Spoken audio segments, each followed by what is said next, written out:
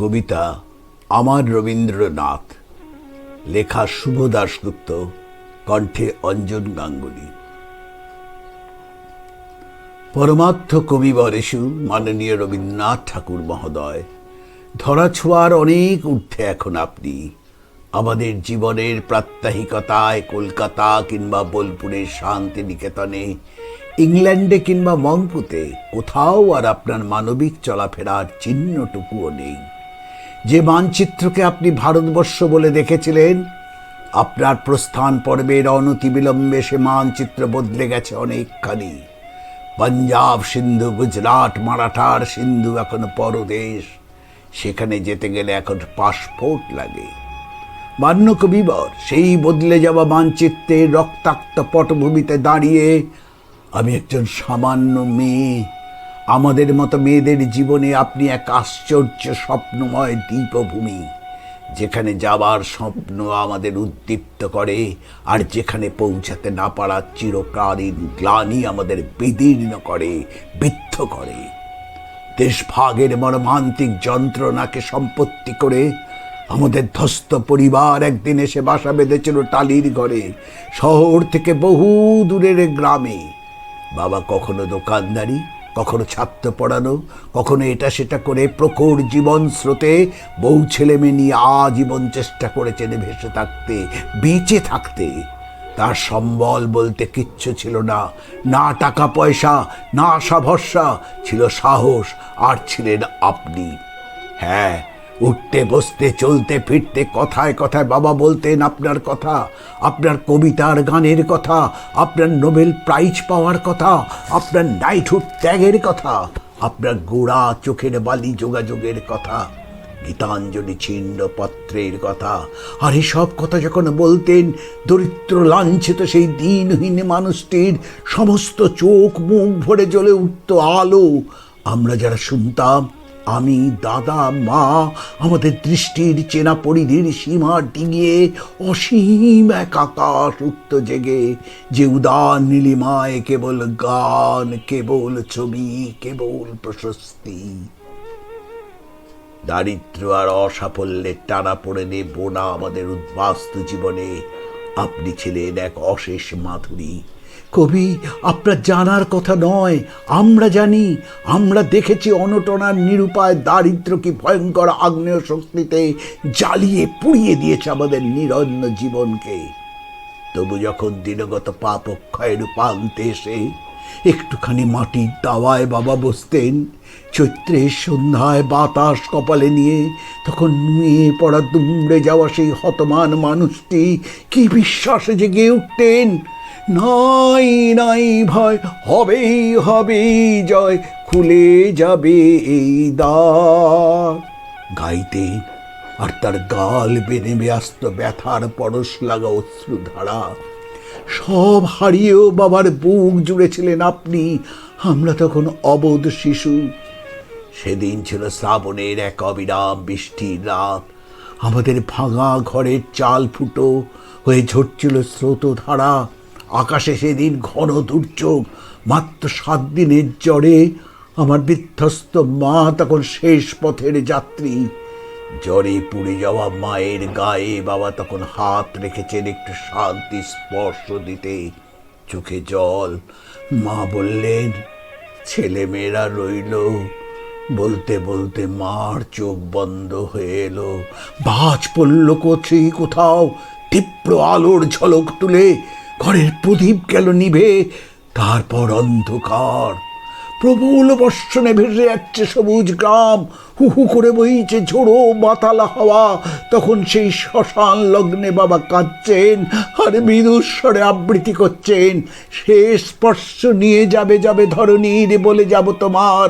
ধুলি তিলক পড়েছি ভালে, দেখেছি নিত্যের জ্যোতি দুর্যোগের মায়ার আড়ালে।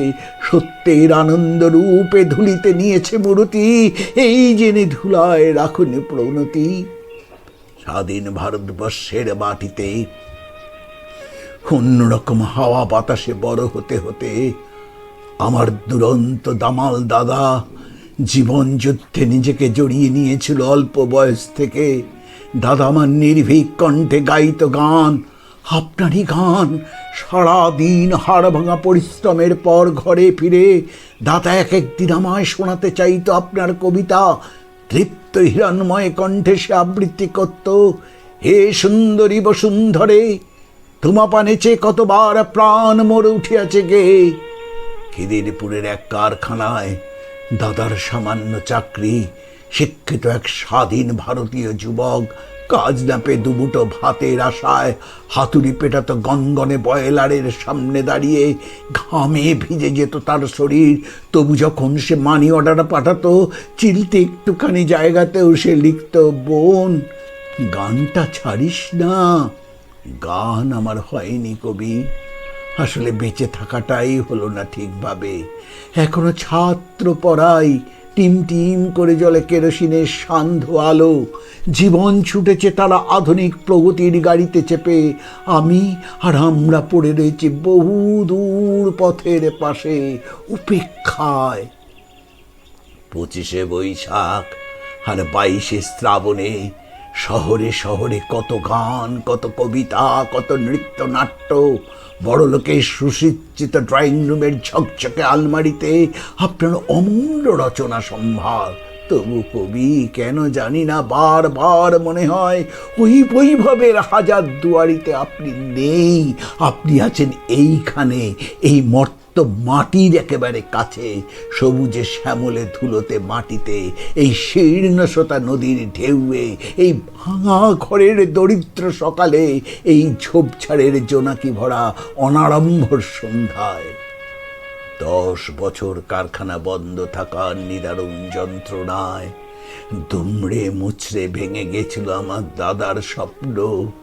ধীরে ধীরে অথচ অনিবার্যভাবে দাদা এগিয়ে গেছিল আত্মহননের পথে। কলকাতা থেকে যখন দাদার মৃত্যু সংবাদ এলো, ছুটে গেছিলাম সেখানে।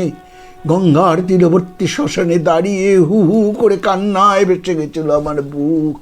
একা, একেবারে একা মনে হয়েছিল নিজেকে সারা পৃথিবীতে।